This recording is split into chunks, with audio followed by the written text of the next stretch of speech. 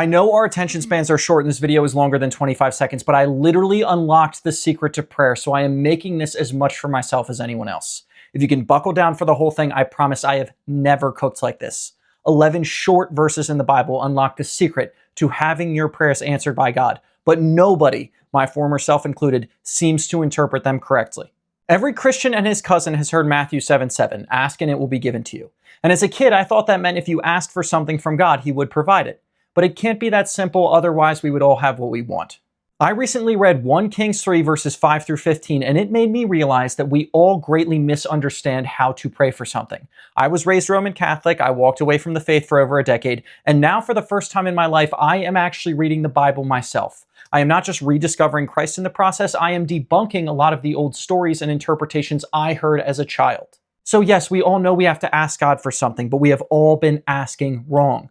This is the very popular story of King Solomon's prayer for wisdom, and I realize now it is hugely misunderstood, and it was most definitely taught to me wrong. If God is not answering your prayers, I bet you are in the same boat I was, so let's break it down. Again, this is 1 Kings 3 verses 5 through 15. If you want to know how to pray to God for something, you have to hear this. At Gibeon, the Lord appeared to Solomon in a dream by night, and God said, "Ask what I shall give you." And Solomon said, "You have shown great and steadfast love to your servant David, my father, because he walked before you in faithfulness, in righteousness, and in uprightness of heart toward you. And you have kept for him this great and steadfast love, and have given him a son to sit on his throne this day. And now, O Lord my God, you have made your servant king in place of David, my father. Although I am but a little child, I do not know how to go out or come in. And your servant is in the midst of your people whom you have chosen, a great people, too many to be numbered or counted for multitude.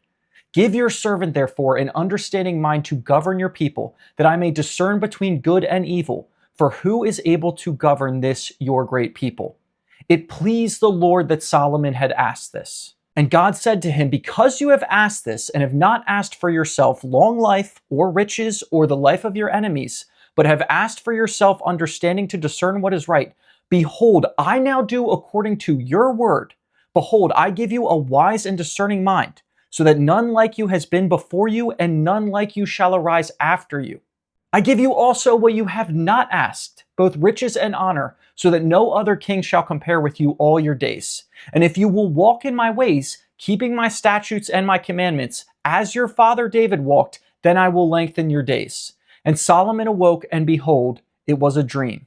Let's extract every lesson we can out of these verses to better understand prayer. Firstly, God invites us to ask things of him.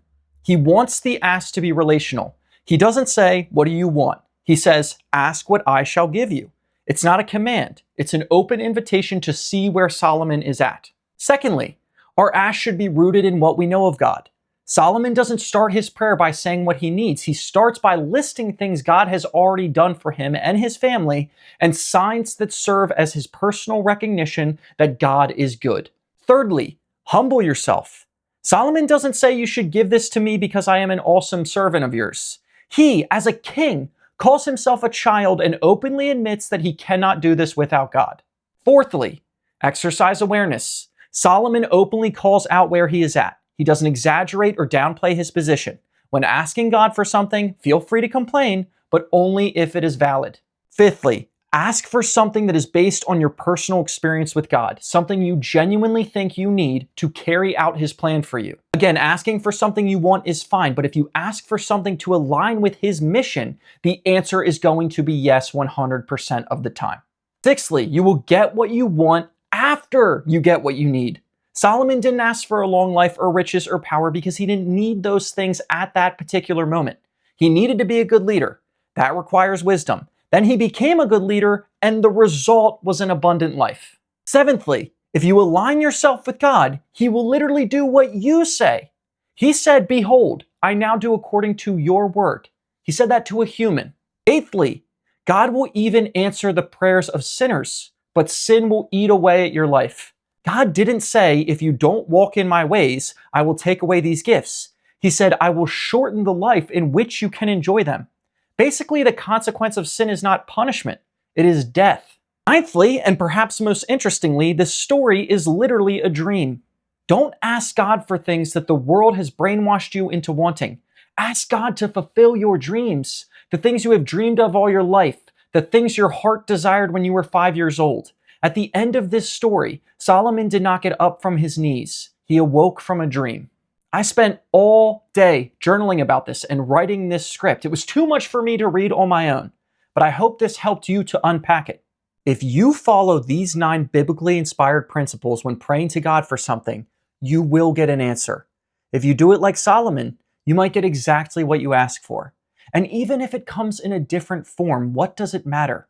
For you will be communing with God.